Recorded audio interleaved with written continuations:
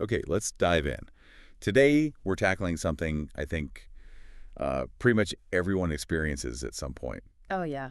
What's that? That really frustrating feeling, Yeah. when you know exactly what you should be doing. Ah, yes. But you just can't make yourself do it. Exactly. That inertia, that feeling of being stuck, even when the path seems clear. It's incredibly common. You've got the goal, maybe even the first step figured out, but then nothing. It's a tough human challenge. Totally. And our source material for this deep dive, it really goes straight to the heart of that. It's this um, very candid personal story. From someone who is facing huge, like, life-altering Right, problems. and felt completely trapped. But somehow, out of all that difficulty, she kind of stumbled onto this mechanism for action. Sounds simple, but it changed everything for her. So our mission here is to really unpack that journey. We want to understand the depth of the issues she was facing. Yeah, and look at that small daily thing that ended up symbolizing all the bigger problems. And pinpoint that specific moment of like unexpected inspiration. Where did this idea come from? And then break down the simple rules she came up with. We'll dig into the sort of logic or even the science behind why something so basic could be so effective. And the reason you should care about this, well, her specific situation might not be yours, but that feeling, That knowing but not doing feeling. that's universal. Yeah.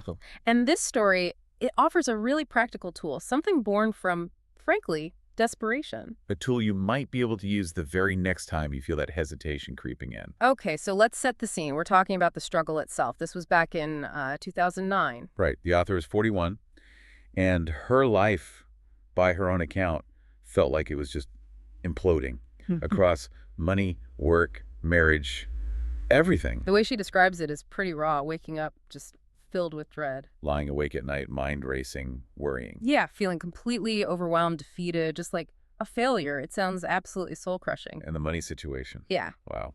It was bad. really bleak. There was a lien on the house, bank accounts in the negative. Her husband had this pizza business, right? Started out great, apparently. Won awards, good pizza. Yeah, best of Boston and stuff. But they expanded too quickly. The second restaurant failed, and they started a wholesale thing that just ate cash. And they'd poured everything into it. Home equity line, their entire life savings, gone. Just watching it disappear, zero savings left, equity totally tapped out. She mentions weeks going by where her husband didn't even get paid. Imagine that stress. And then scary letters from attorneys showing up, checks bouncing constantly. It got so bad they had to unplug the phone. The collection calls were just nonstop. And she talks about this really difficult moment, feeling ashamed but also grateful when her dad had to send money just for the mortgage payment. Ugh. And meanwhile, her own career felt like it was completely stalled out. Yeah, she'd bounced around a bit over like 12 years. Started as a public defender in New York City. Which sounds intense. Then a big law firm in Boston, which she apparently hated. Miserable, she says. Then she jumped into the Boston tech startup scene. Learned a lot, but, still didn't feel right. Eventually became a coach after hiring one herself. That seemed like a better fit. It did, but then her media career kind of took off by accident. An article led to a call from CNBC. Which sounds amazing, right? Yeah. But it led to these deals. ABC, a serious radio show that paid almost nothing. Exactly. Looked good on paper, but didn't pay the bills. She's got 3 kids. She's driving down to New York, sleeping on couches. Trying to keep coaching on the side, relying on friends for childcare, just hustling constantly. Then she gets what seems like the big break, hosting a reality show for FOX. Someone's got to go. But the network shelves it after just a few episodes. Brutal. So now she's suddenly unemployed and stuck in a 10-month contract. Can't take any other media work. Completely stuck. So, okay, financial disaster, check. Career chaos, check. And then you add the marriage and personal stuff on top. The money stress was just tearing them apart. She admits she blamed the restaurants. And he blamed her media career. And she says, looking back, they were probably both kind of right. And personally, she admits she was struggling. Drinking too much. Describes herself as jealous, bitchy, judgmental, just really unhappy. And she'd convinced herself the problems were just too big. Nothing she could do. Yeah, that feeling of helplessness and having to pretend everything was okay in public, especially since friends and family had invested in the business, that must have been awful. Just layers of pressure. She felt stuck, feeling sorry for herself, blaming him, not really looking inward. The overall feeling she describes is just being trapped, Trapped by decisions, by money, and maybe worst of all, trapped by this battle with herself. Which brings us right to that core problem, that paradox she talks about. Right. Despite feeling totally stuck, utterly powerless. She actually knew what she needed to do, or at least things she could be doing. Yeah, not complicated things either. Simple stuff. Like get up on time, be nicer to her husband, ask for help, drink less. Take care of herself. Hmm. Look for a different kind of job. Maybe go back to coaching full time. She wasn't clueless. The steps were there in her mind. But, and this is the key takeaway from the source here, knowing isn't enough. It doesn't automatically lead to change. Definitely not. Change means doing things that feel hard or scary, things that take courage, confidence. And she felt like her supply of both was just empty, tapped out, as she put it. And just thinking about all the problems, that actually made it worse. Oh, absolutely. The more she thought, the bigger the problems seemed, the more the fear and uncertainty grew. And the more paralyzed she felt. It's a really vicious cycle. Which led to this daily pattern. Drinking at night, maybe escaping into dreams of a different life. Only to wake up to the nightmare. 41, unemployed, broke, drinking problem, zero confidence. What a reality to face each morning. And the symbol of it all, the most painful everyday symbol. The snooze button. The snooze button, hitting it 2, 3, sometimes 4 times every single morning. She says it was the only moment she felt any control, like this tiny act of defiance. Take that life. Yeah. I'm not getting up. But the consequences were immediate, right? Utterly chaotic mornings. By the time she finally got out of bed, her husband was gone, kids were a mess, missed the bus. Always late, forgetting lunches, backpacks, permission slips, just constant low-level failure. And feeling that shame, dropping the ball day after day. And the worst part, the thing that made it almost unbearable. She knew exactly how to fix it. Get up on time, make breakfast, get the kids ready calmly, use the extra time to look for a job. It wasn't rocket science. It was simple. Mm-hmm. And that simplicity just made her feel worse. Like, what was her excuse? Which fed this horrible downward spiral for her self-confidence. If I can't even get out of bed on time. How can I possibly fix the huge money problems? Or the marriage? Or find a job? She was losing hope. Completely losing hope in herself. And, while her situation was extreme, that specific struggle. But the small, simple things. It's so relatable. The source lists tons of examples. Things like speaking up in a meeting. Making a tough decision. Finding time for yourself. Asking for help. Ending self-doubt. Just starting the resume. Hitting send on that email. Sticking to a plan. Leaving the house. Volunteering. Showing up. Blocking your ex. Talking to your crush. Dancing.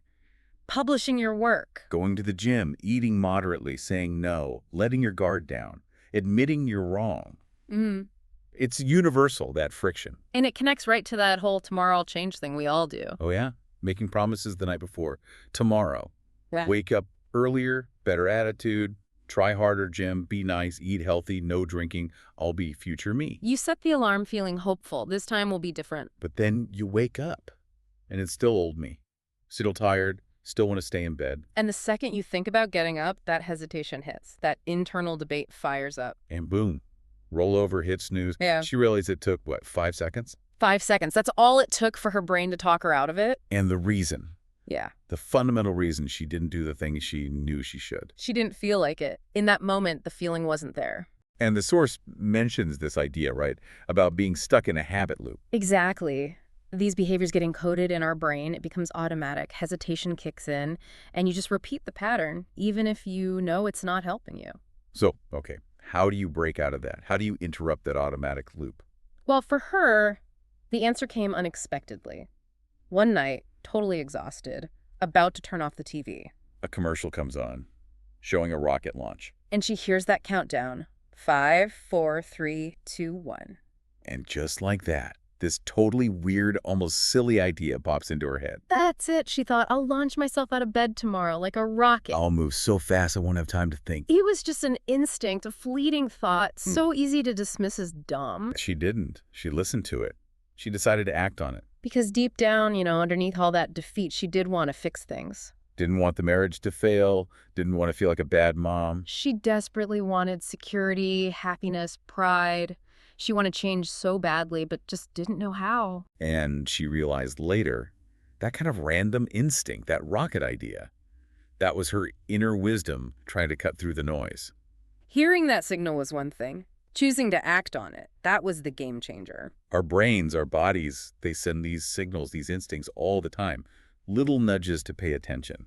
And there's actually some cool new research on this from places like University of Arizona, Cornell, Duke. Oh, yeah. What's it show? A really powerful link between setting goals and your brain firing off related instincts, like when you set a goal. The brain creates a kind of internal checklist. Sort of. Yeah. And when you're near something related to that goal, say you walk past a gym and your goal is health, your prefrontal cortex lights up. That's the planning and decision part of the brain, right? Exactly. It sends you an instinct, an urge, like, hey, exercise now. We just need to pay attention to those little nudges. Okay, so back to the rocket moment.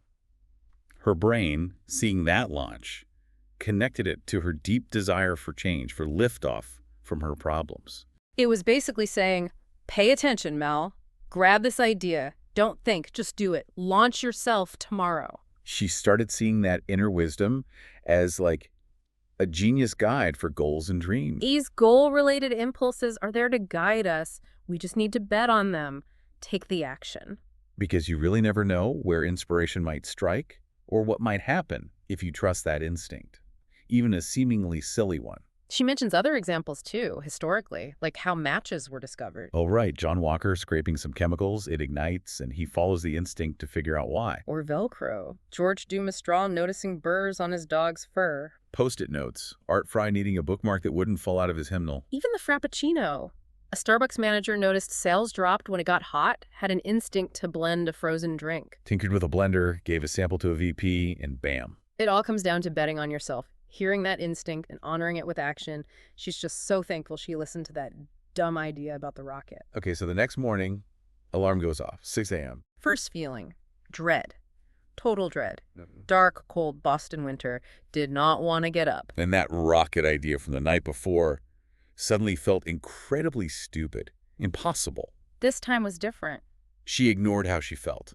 That was key. Didn't stop to think, didn't debate, didn't let the usual hesitation take over. Just focused on doing what needed to be done. And instead of reaching for the snooze button, she started counting. Backwards. 5, 3. 2.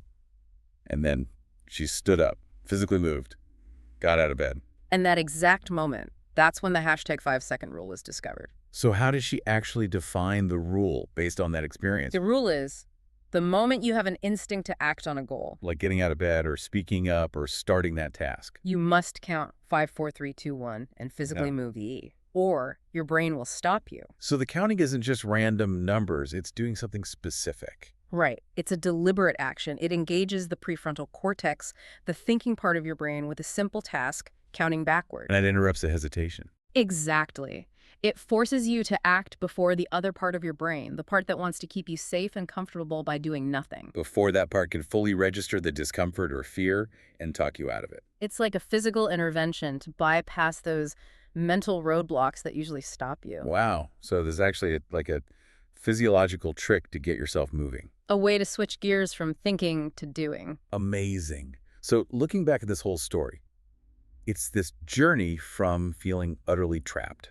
Trapped by huge problems, by that inertia, all symbolized by that damn snooze button. To suddenly finding this spark, this weird bit of inspiration from a TV commercial. On discovering this simple tool, counting backwards, moving physically to override the brain's natural tendency to hesitate. To stop you from doing things that feel hard or uncertain. And it's so important to remember, this wasn't like flipping a switch and all her problems vanished overnight. No, not at all. But by using the rule for that one small thing, getting out of bed, she started to regain some control. Built a tiny win, created some momentum, it gave her hope back.